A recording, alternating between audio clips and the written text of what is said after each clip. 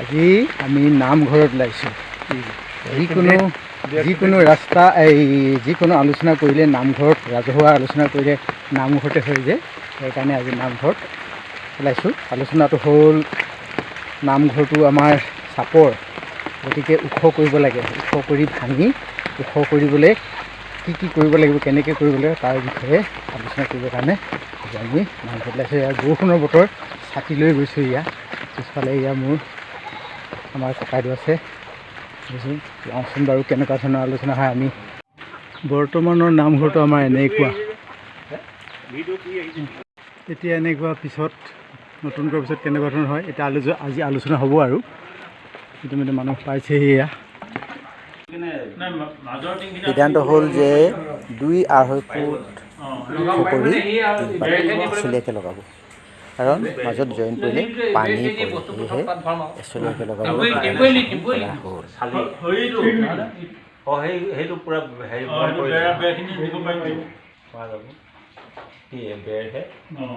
বেৰখিনি দিম, তাৰপিছতে আৰু পিছত মানে যেতিয়ালৈকে আমাৰ কামটো চলি থাকিব।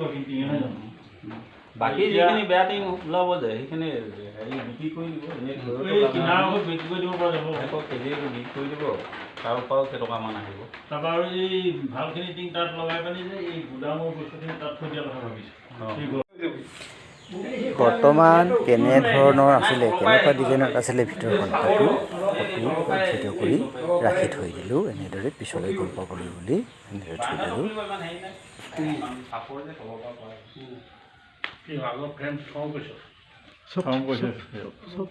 আমাৰ এতিয়া কেনেকুৱা আছিলে চাব লাগে, হ'ব আগত কেনেকুৱা আছিল, এতিয়া কেনেকুৱা আছিল সেইখিনি গম পাব লাগে।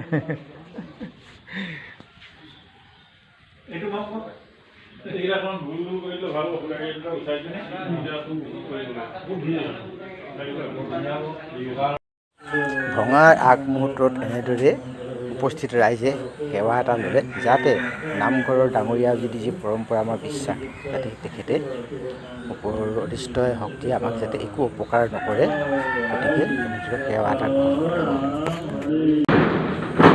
ৰভাজনে এই খেলৰ কামবোৰ শিকা আছে বাবে জনাৰ বুলি ভাবি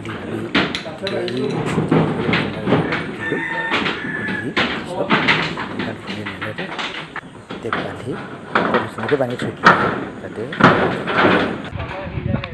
এইফালে মিস্ত্ৰীয়ে ভঙা চিঙাত ভাঙিবলৈ লাগি গ'ল। আৰু এনেদৰে ৰাইজৰ সহযোগত, লগতে ৰাইজ আৰু মিস্ত্ৰীসকলে নহয়, ৰাইজৰ সহযোগত এনেদৰে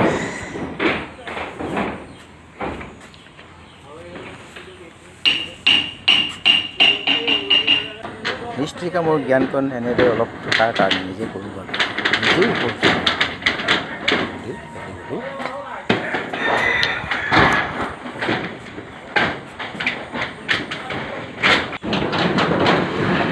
ৰাইজেও লাগিছে। এনেদৰে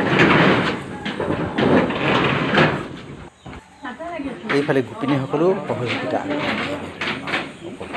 কাৰণে